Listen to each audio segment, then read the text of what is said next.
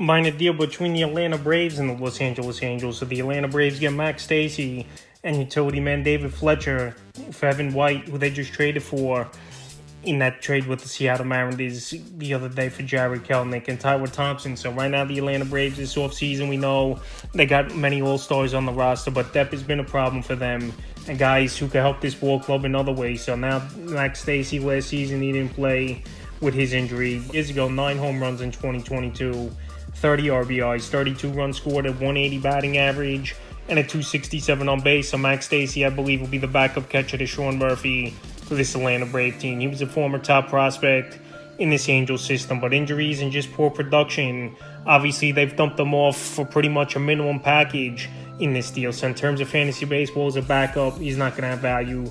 David Fletcher, he's been a utility man for many seasons in the infield for teams. And now the Braves, we know last season they've had problem with backups. When guys went down with injury like in MLB, Garcia, he was banged up for a little bit.